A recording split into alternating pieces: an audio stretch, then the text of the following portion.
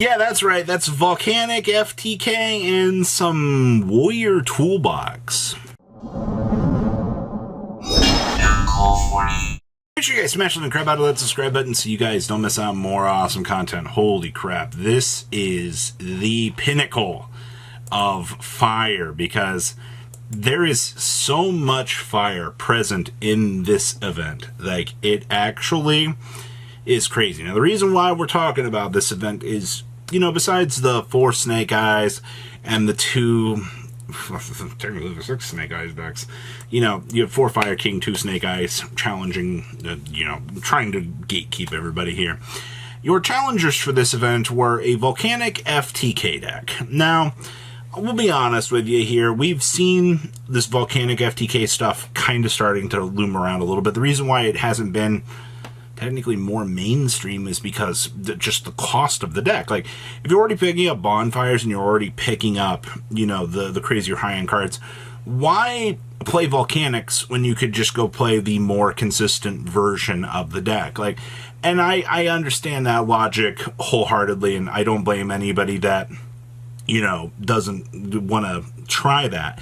But realistically, you will have a few people out here that are like, well, you know, I've already picked up all of this stuff. Let's go ahead and try to counter the meta. And you've got a very good example of that here. And then we have what is classified as Infernoble, Battling Boxer, the pile.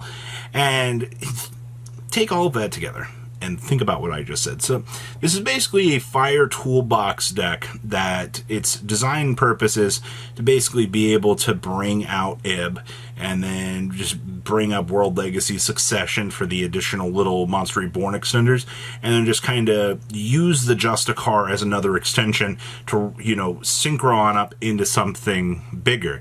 And that's actually a pretty cool idea in my personal opinion. So what a meta, isn't it? Let's pass on over to deck list. Hey, look, it's fire! Yay! My enthusiasm slowly declines as we see each and every one of these fire decks on the evolution. Still playing triple copies of Crossout as you should be. This build's only playing 1 copy of the Moonlit Chill, but this is probably because you are using this as, you know, also a Crossout target and as a one-of hand trap. It works either way. Like, if you draw it, you're able to use it, and if not, it's a Crossout target to help you not lose a game. Like, realistically, I think it's pretty good.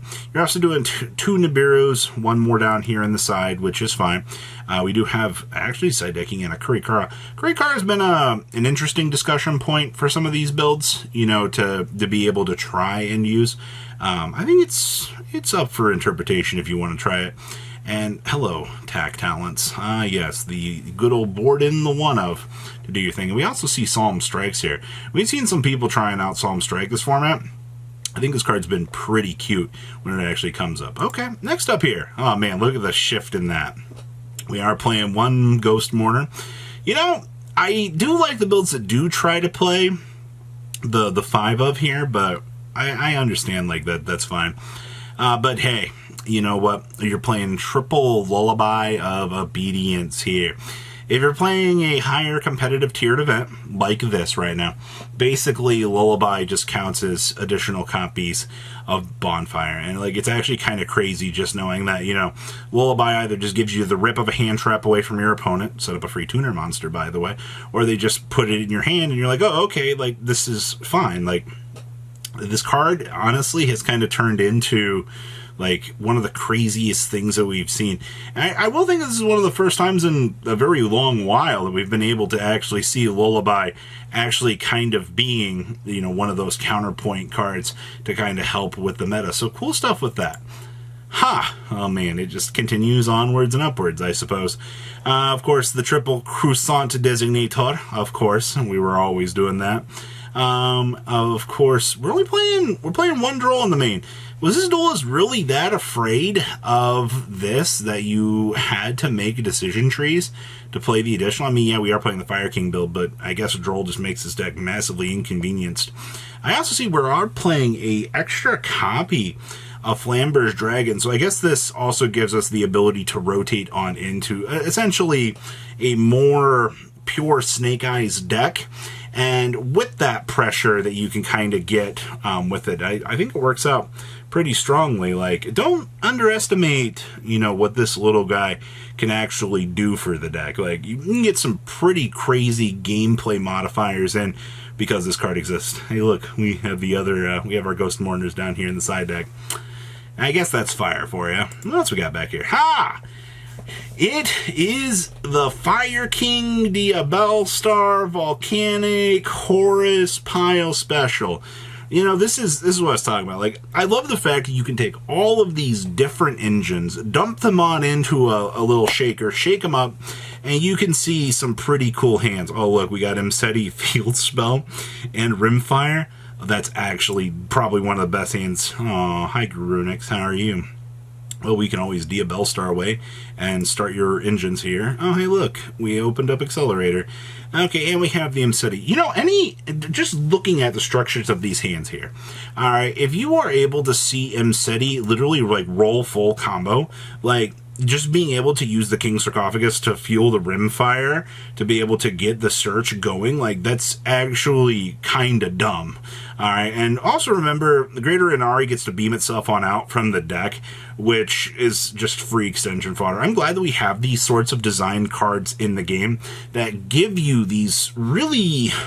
Being able to summon from the deck is something that, like, they got to be very careful of in terms of design, but I think having these cards is very good. As for your Horus package, I mean, what, 1 Hoppy, triple Imseti with a 6-card splash package. That's incredibly normal at this point. You have the standard ping clear a field if need be.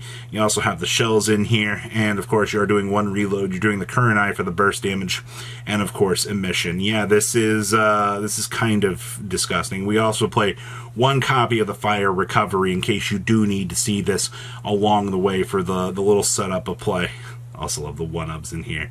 The best of. And we're only playing 1 copy of the Blaze Accelerator. I mean, you just got to be able to drop down and set up this card, and you're essentially good to go to the races. Okay, well, that's Volcanics, everybody. Yay! You gotta love seeing the crazy power of the meta. Oh! Triple Ghost Ogre, triple Mourner, triple Veiler, triple Ash, triple Imperm. How many hand traps? Triple Nibiru?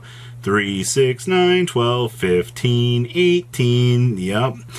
This is kind of the pinnacle of the meta right now. Like, especially if you're playing these, you're over like 20 hand traps. Like, it's kind of nuts to see and understand this. You do have the triple Psalm Strike down here in the side deck. That way you can basically clean up any of those real problematic cards your opponent would be doing. I feel like that's pretty normal at this point for, you know, the Stake Eyes deck. You know, almost your whole deck is dedicated to some sort of hand trap, be able to push through the opponent and do your thing. And of course, your extra deck, the formula on into the free draw and make the Borreload Savage or the Baron is super, super good. Like, this deck, still for its potential craziness, no wonder why it's one of the best decks in the room. And we have our Battling Boxer. Do keep in mind that the little free special summon for this is not once per turn. There are ways to loop this. I'm not the greatest connoisseur of understanding full warrior combo, but I've been told many a times that Battling Boxer is just the free little loop sauce for this deck in order to do its thing. Now, we are playing 1 copy of Beckoned by the World Chalice, which is, I guess, kind of interesting to actually see. A little mini side piece here. We also have the World Legacy Succession to be able to beam off of this. Pretty standard stuff. We are playing 1 copy of the Joyuse, which is fine. 1 Durandal, 1 copy of the Almace. Most of the rest of the dedicated package to this is fine. Side decking, we do have 1 Roland down here, which is pretty standard. I also see that we do have an Angelic's Ring down here. We have seen a lot of builds.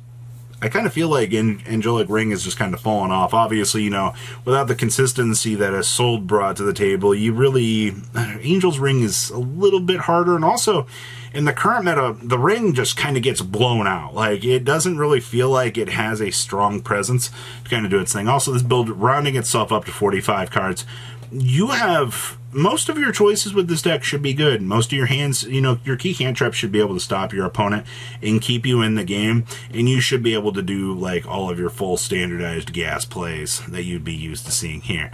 So, You surprised about this? I'm not. This is cool to see. So what do you guys think? Please leave a comment down below. Tell me what you guys think, and I will see your beautiful faces back in the day, guys. Peace. Patrons, thank you.